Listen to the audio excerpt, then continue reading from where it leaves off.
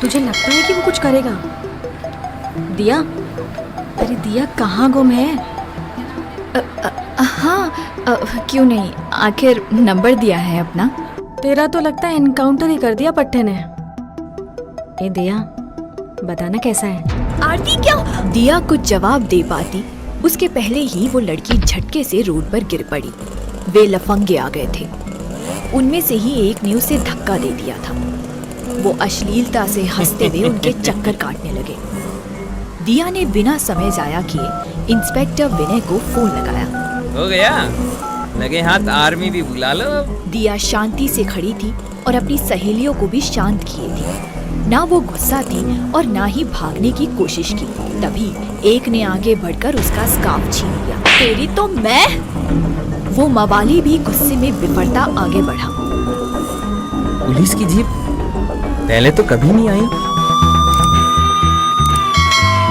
और जीप में से विनय उतरा। दिया उसे देखकर भूल गई कि वहाँ क्या हो रहा था। फिर वो हुआ जो कभी नहीं हुआ था।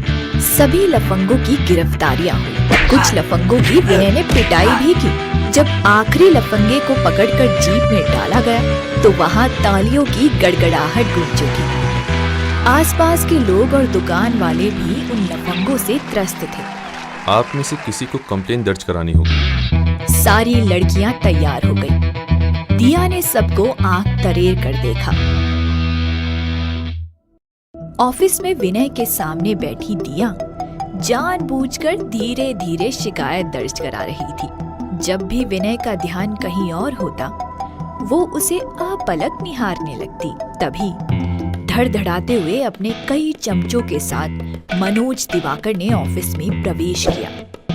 मनोज दिवाकर, वे लफंगे जिस पार्टी के कार्यकर्ता होने का दावा करते थे। मनोज दिवाकर उसी पार्टी के लीडर का बेटा था। उसे अपने उन लफंगे दोस्तों का गिरफ्तार किया जाना खल गया था।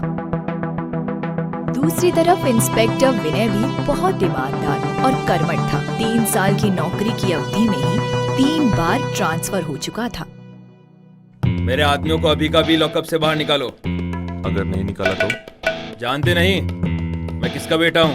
ये तो मैं जानता हूँ, लेकिन तुम नहीं जानते कि मैं कौन हूँ। अधिक पुलिस या रौब दिखाया तो अच्छा नहीं होगा तुम्हारी नौकरी के लिए, समझे? और तुमने अपने पिता का रौब झाड़ा तो ये अच्छा नहीं होगा तुम्हारी सेहत के लिए। दफा हो जाओ, नहीं तो मैं तुम्हें भी गिरफ्तार कर लॉकअप में डाल दूंगा। विनय के तेवर देखकर मनोज दिवाकर ने वहाँ से खिसकने में ही अपनी भलाई समझी। जा रहा हूँ इंस्पेक्टर, लेकिन तुम्हें नहीं छोड़ूंगा। आज के तुम्हारे व्यवहार की सजा तुम्हें जरूर मिलेगी। लेकिन जाते जाते भी अपनी अकड़ दिखा गया। अरे जाजा। दिया मुक्त भाव से लगातार इंस्पेक्टर विनय को देखती जा रही थी। Hello madam.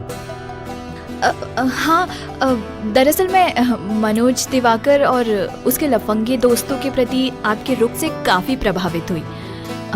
आपने हम लड़कियों की हेल्प करके एक नेक काम किया है। ये मेरी ड्यूटी है मैडम। देश के हर एक नागरिक को बराबर सुरक्षा देना पुलिस का कर्तव्य है। थैंक्स, अब चलती हूँ। बाय। बाय। वो आगे भी शिकायतें लेकर आती रही और विनय कार्रवाई करता रहा। दिया का कभी उसका पर्स गुम हो जाता तो कभी खुद ही अपनी स्कूटी वो जानबूझकर कहीं छोड़ आती। और फिर शुरू होता उसका पसंदीदा काम, विनय के सामने बैठकर कंप्लेन दर्ज कराना। पर हमेशा उसी का सामान चोरी हो ये जरूरी तो नहीं, लेकिन उसने उसका भी तोड़ निकाल लिया था। एक दिन अपने वॉचमैन को लेकर पहुंच गई पुलिस स्टेशन और विनय के सामने बैठकर उसके बेटे के गुम होने की रिपोर्ट लिखाने लगी। सॉरी, जब तक इनके बेटे को गायब हुए 24 घंटे नहीं हो जाते हम गुमशुदगी की रिपोर्ट नहीं लिख सकते। अरे साहब जी, बेवड़ा आवारा है 1 नंबर का, पड़ा होगा कहीं। हम तो बोले भी दिया बिटिया को कि लौट आएगा, पर ये मानी नहीं। वो तो पहले भी तो गायब हुआ है। ओह, लेकिन आपने ये मुझे नहीं बताया था कि वो पहले भी गायब हो चुका है। अच्छा, ठीक है, मैं 24 घंटों के बाद आती हूँ। देख लीजिएगा सर, 24वां घंटा बीतेगा भी नहीं और वो फिर से यहाँ होगी। विनय उसे जाते देखता रहा। एक दिन सुनसान कॉलेज के ही एक खाली क्लासरूम में उसने नेहा को पीछे से आकर दबोच लिया, पर मौके पर ही लाइब्रेरी से निकल रही दिया और उसकी 2 और सहेलियों ने देख लिया ये सब। वे दोनों तो डर कर भाग गईं, पर दिया ने हिम्मत करके शोर मचा दिया।